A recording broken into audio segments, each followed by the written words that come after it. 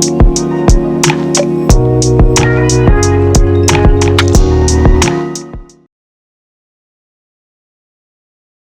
to episode 16 of JuicedCast, a podcast made for resellers by resellers. Today I'm joined by my co-host Saucyy Mango. How's it going, bro? Doing well. I'm happy to be back for our 16th episode. Last time we had a good amount of support and a great conversation with Unlucky, and I was really to have him on our podcast. What were your thoughts on Great our episode. previous episode? Yeah, a great episode. We got a lot of positive feedback on social media, on YouTube, Twitter, Instagram, all of those. And Unlucky was super supportive with the podcast, and he was a great guest. Definitely one I think we're gonna have on again in the future. Yeah, it was definitely really cool to get to know him a little better, learn about how he sort of built everything he has today. And then last but not least, he was really generous, giving away to some of our I guess like avid supporters, giving away a few free beta access to Zephyr AIO and all that. I thought that was really cool. But anyways, Really nice. Yeah, so today we're going to go over a couple of few things. I think I want to start off with something that's really big right now, which usually takes place once a year, which is the Paris Fashion Week. So for this year, we had some pretty cool stuff take place with some big influencers, big designers, music artists, obviously. So with Travis Scott, he's the first one on our list who had a collab with Dior. Did you get a chance to sort of take a look at the shoes that sort of leaked online and that surfaced? I thought they were pretty cool. They were interesting looking, Off-white ones very, were dope. very skate influenced. Sorry? The off-white ones were dope. Of the ones that leaked. The off-white? Oh, the Air Forces? Yeah, that Yeah. was the off-white Virgil Abloh collab with Louis. Yeah. Anyways, I'll start off with the Travis Scott collab. I guess the best way to describe them, they're kind of like these low-cut shoes, semi-chunky silhouette, and they follow sort of influence from like, I guess, do you remember like, I don't know, when you were younger, would you ever see like kids with like DC shoes, like those clunky, chunky DC shoes, those skate shoes? Nah, bro, I don't know what that is. Oh, okay. Well, DC is like a famous like skate brand, and so if you have seen a pair of DC shoes, that's sort of like what it looks like. It's inspired by, and it's got like the one colorway I saw was like brown, white, blue, sort of teal colorway, and it's pretty cool. It's got like premium leather all over the collar, and then like a canvas lining on the midfoot, and then like suede basically wrapped all around it. So I thought that was like really interesting, different look. And so for this project, obviously you have Travis Scott, you have Kim Jones, who's like the artistic director for Dior, and then also I think for Fendi women's fashion. And then along with Thibaut, which is, if I'm pronouncing that correctly, but he's also one of the lead designers for Dior. He was the one who worked on the project for the Jordan 1 Dior's, which was really cool. But what I'd say, like for this shoe, what I like about it is like the minimalist look, like the branding. I think what you find with a lot of high-end brands is you can get good pair of sneakers or shoes, or like I guess like items that aren't really all up in your face. I know that Louis has like their famous print, and then like Gucci has like their famous print and stuff like that, and you can find ways to sort of make it less obvious. And so that's what they did with this shoe. They added like sort of eyelets on the tongue where the laces go through the loop, and it's shaped in like CD letter, which stands for obviously Christian Dior. And then there were other, like I guess like pretty nice colors that they teased. There was a couple of like snakeskin patterns, like neon colors, and so on. But DTX, did you want to maybe pull up a picture of them, take a look and see what you think? Because I'm interested to hear like what are your thoughts on this shoe. Which ones am I searching up right now? The Travis Scott collab with Dior. Oh, these are they're all right. I mean, like you wouldn't wear those, would you? I wouldn't wear them. Yeah. No, I'm not a big fan of these. These look really weird. It's weird because it's like it's mixing two different like vibes, and I don't know how they work. Like because like skate shoes are typically like chunky like that. Like if you think of like SB Dunks, if you think of like the DC shoes I mentioned, or anything that is like a skate shoe, those are really kind of like fat, clunky, chunky type of shoes. And then you have sort of a high-end brand like Dior, which is supposed to be more classy, more put together, and then you're trying to clash those two, and that's sort of what you get, right?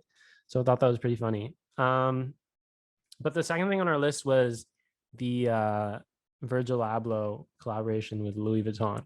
I thought this collaboration was really, really cool. I thought that first of all, how they put everything together in terms of the meaning, the story behind the creative process for Virgil Abloh, I thought was very interesting. So obviously, those of you that have been paying attention to sort of whether it's Paris Fashion Week 2021 or just Virgil Abloh, you guys are a fan of his designs and his work.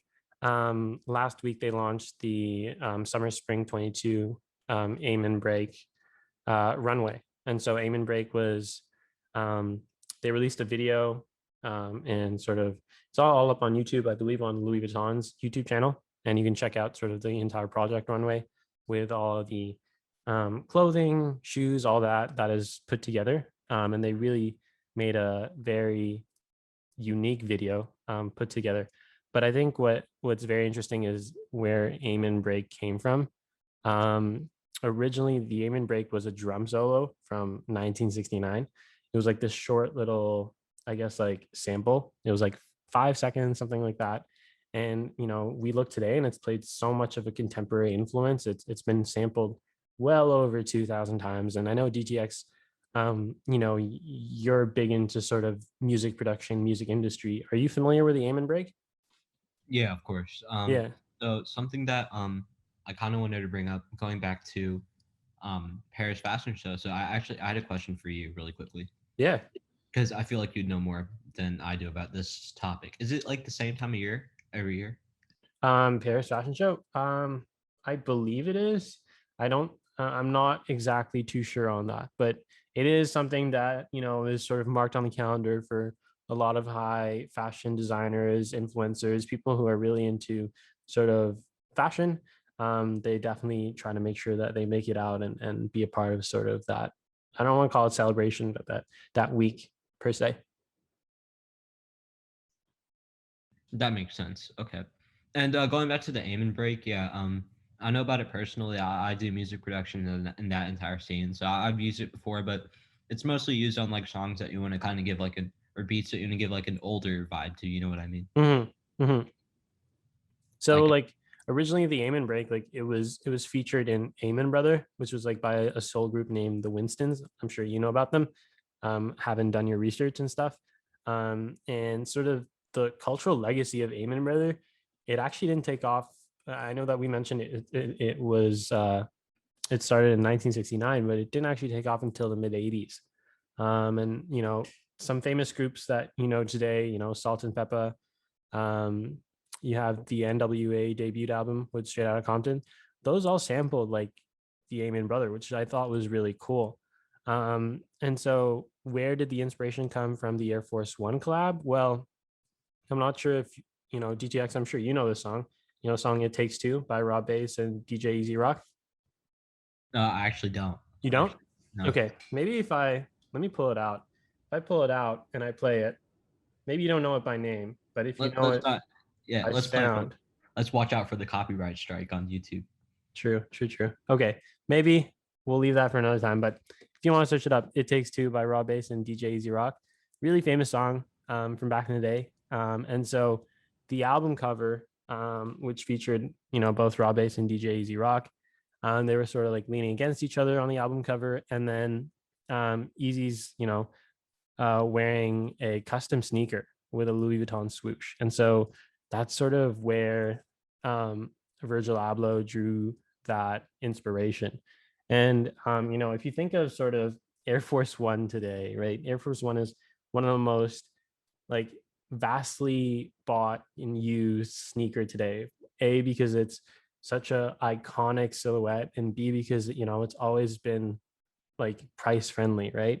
And so what we find with Air Force Ones is people buy them in so many different colors, but also, in the sneaker scene, you find a lot of like sneaker customizations, right, with Air Force Ones. And so you'll find sort of like that bootleg culture of like slapping on, high end brand logos onto like Air Force Ones, or even people would like paint on Air Force Ones and stuff like that, right?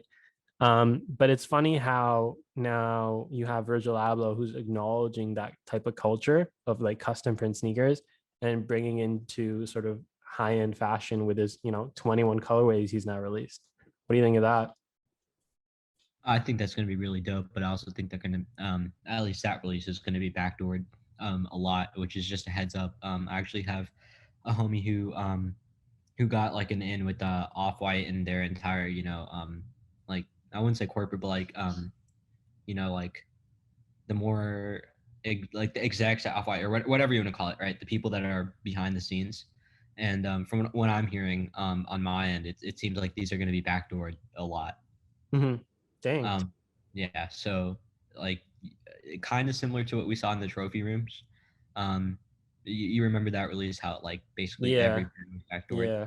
Yeah, I think the pairs are dope. I think that but I think they're kind of the same thing over and over, which they are obviously, right?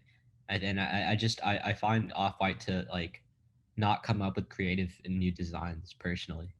Yeah. Every time I see an off-white design, it's not. I have like a straight face. It's not something I haven't seen before. It's nothing that brings an element of surprise or anything like that. Yeah. So I mean, I'm not the a I don't big know if fan. you've seen the Air Force One collab, but the Air Force One collab is a little like, I think he brings back sort of that different touch to it. I know that, what was it, those 50 pairs of shoes? What Yeah, silhouette was the that again? 50, the 50. Yeah, that's what I'm talking about being backdoored. The 50s, like I did not like, I wasn't too impressed. I wasn't like, I was like, okay, well, you slapped on every single color on the color wheel and just named it 50 shoes, right? I think that really takes away from sort of, I don't know. I mean, I don't think it's fair to say it takes away from the passion, but I don't know. It No, didn't. I think it does. I mean, it's literally the same shoe, but with like a different accent on the swoosh, different laces. I'm looking at them right now. I mean, it's basically the same shoe over and over again. Same base. They just kind of made like one or two customizations to it. But my question is, do you think like with all 50, do you think the resale is going to be the same on all of them, or do you think some colors or something like that might have higher resale? Definitely some colors will have higher resale. Just like any other shoe, but I think like I remember seeing that for the 50 shoes. I know that there's like two or three. There's one that's like an all black one, right? And so I'm pretty sure that one will definitely do a lot better because it's like the only all black shoe out of all of the ones that are released, right? The other ones are just strictly kind of just like base white color, and then you strap on like some accents of any color, right? Red, blue, purple, whatever it may be. Um, but if you check out like the Air Force One, it's like it's a little different. It's kind of cool because I like, at least the one photo I saw that leaked, it was like this Air Force One, and then like, I'm trying to think of the best way to describe it, but when you get, let's say, a more unique Air Force One, you walk into a Foot Locker, and there's like one that has like different accents on it. Let's say you get like a, I don't know, like a red Air Force One. So it has like the red swoosh and then like sort of lining around the shoe, and then the tongue is also in red, right? That's sort of how they did the Virgil Abloh collaboration, where it's like all those little accents will be with sort of that Canva print, and then in like another color. So I thought that was like a little more different. I mean, like the best way to picture it is like literally, like I said, that bootleg culture of like bootleg Air Force Ones that people customize and they sell for like, a couple hundred more, for people who are looking to get something more different. But yeah, that's kind of how it is in terms of like it being 20. Like I just don't understand like his approach now with making so many different colorways or variations of the same shoe that have very little differences between them, if that makes sense. Yeah, that makes sense. I actually I agree with that take, but I mean at the end of the day, like kind of going back to the previous point that I stated, the only reason I'm not a big Off White fan is I liked Off White a lot in the beginning, but kind of just going back to what you said, especially with what you said about the 50 shoe. Same thing over and over and over again, and I'm just not impressed with anything. I just looked at the LV collab with Off White. I'm not impressed. I mean, it's the same thing over and over and over again, and I just there has to be something really good for me to become an Off White fan If again. you were to put yourself in like sort of like the designer shoes, like Virgil Abloh, like what do you think is like his like approach? Like, why do you think he does this? Uh, Money. Money. Oh, okay, yeah, that's fair. But I mean, in terms of like, 50 pairs of shoes with a decent amount of stock on each. I'm assuming yeah. it's a smart business move for sure. Well, do you know anything about like stock numbers in terms of scarcity on these yet? No, I Like, no idea. Yeah, I have no do idea. you think like they would make it a little more scarce simply because they're releasing 50 more pairs, or because it's 50 pairs, or in this case with the Air Force Ones, there's 21 colorways? Do you think it'd be more stock, and then just everyone I think what we're gonna see is either it's like there's no in between. It's either gonna be like a bunch of like shoes releasing in so much stock and then the value is just plummeted, or there's just so scarce that only friends family can get it and then the value is just ridiculously high. I don't think there's like an in between. Yeah, I see where you're coming from. But at first, what I was thinking, um, what I was thinking was, well, there has to be like a base shoe, maybe like 12 different colorways of the base shoe, and then for regarding the 50, and then you customize it. And when I first saw them, right, I was like, Mm-hmm. no way, he's gonna drop 50 pairs of shoes. Yeah. No, he's dropping 50 pairs of shoes. I was mistaken from what I originally thought. So I'm assuming stock will be decent on each, but dude, it's like the same shoe at the end of the day. It's just different laces almost, is what it looks like. Yeah. Yeah. What, and like a different hang tag or something? I think that's really Yeah. what it was. Yeah. Something I wanted to talk about on the topic of hype shoes. We kind of saw the Union raffle unfold this past week. And if you guys don't know about that, there was two unions, the top and Moss, right? Yeah. The Moss has lower resale value than the other one, and people were so Union didn't do it like last time where it was first come first serve. This time it was a raffle. Um, and these are Jordan 4s, by the way. I didn't mention that before. So these are Jordan 4s. This time it was a raffle. And what I saw was a lot of people were selling raffle wins, non-refundable wins. So they send you the invoice, you pay the invoice, That's and super risky. in an ideal world, you get the shoes, and you got them for like $200 below resale. Yeah. So I personally was about to buy one, and I talked to someone. He bought like around nine, right? Found nine different addresses, nine different people, nine different cards, nine different everything.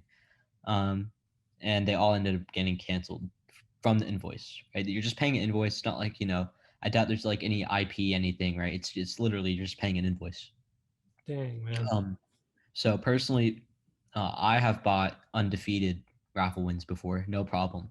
But with Union is like we've seen like in the past, like there's a pattern of like them canceling raffle wins. So when you're buying $100 raffle win, right? That has to be $100 that you're like 80% okay with losing.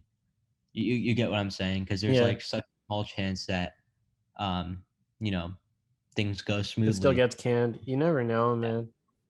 Especially with how many wins were coming out. I think a lot are gonna get canned because they at least pushed out wins like 4 to 5 times, 3, 4 times this week. And it wasn't just like a small amount of wins. It was quite a bit. Like I'm telling you, like people were getting like 30, 40 invoices a shot. You know what I mean? Hmm. Yeah. So yeah, I Well, what do you think think? Rafflebot's definitely cooked. We had Jalen on earlier this year, and Oscar's Rafflebot got the most union wins out of any other Rafflebot, Yeah, like they by a did. They lot. did really well. They did really well. What do you think about? I know that we had a pretty busy week with all these easy drops, those 450s, which I don't know how to describe, but I mean, we had a bunch of stuff releasing recently, and then I think we have upcoming. We have a bunch of dunks, and then we have these Jordan 4 Oreos. What are your thoughts on the white Oreos? I have some pairs coming in from my backdoor. This is gonna be the first order. This is gonna be the first drop I backdoored since the UNC ones. So Yeah. I'll be back here on the next episode to report that. But I don't think Do it's you gonna like do them? any. They're all right. I Uh, mean, nothing to write home about, in my opinion. Yeah. I mean, I think over time, those will do well, like base sizes, I think, for sure. Did UNC fours do good in grade school? Yeah. Yeah. They did. They ended up going up. Yeah. Like That's good. anything UNC does really well over time. Sometimes they don't UNC do. ones, if I'm not mistaken, they haven't been doing that crazy. Yeah. Yeah. I think, trust me, I think by the end of the summer, the hype will come back. I think the hype will come back and then they'll slowly creep back up with those for sure. Because UNC colors tend to do really well long term wise. We'll see. But no, last time we spoke, I don't know if you remember, but we talked about the NBA playoffs. And I had Utah getting through. You had the Clippers. So I think you're right on that one. I apologize. You know what? I was really disappointed. I felt bad. I thought that Donovan Mitchell would be able to pull through. The Jazz would do well.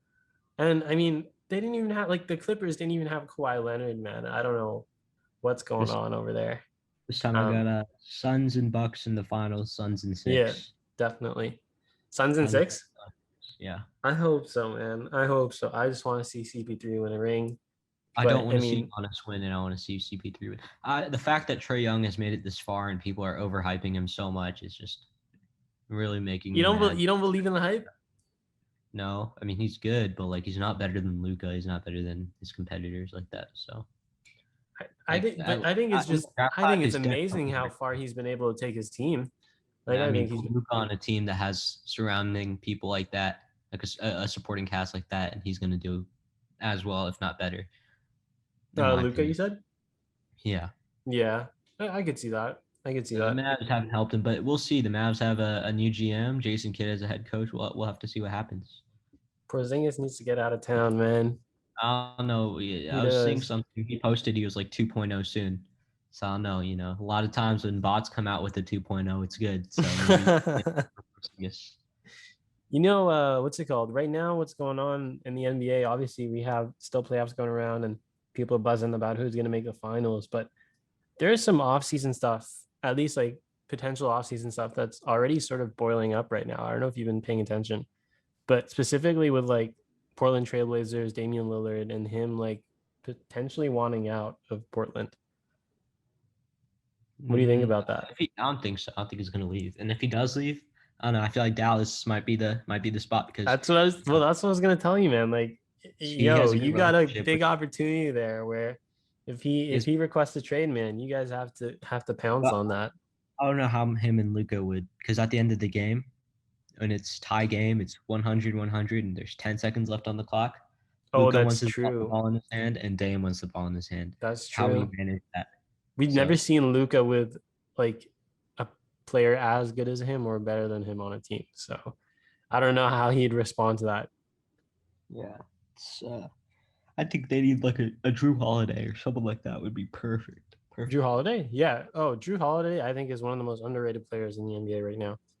He does so much for a team, like on both sides of the court. And, people don't acknowledge that.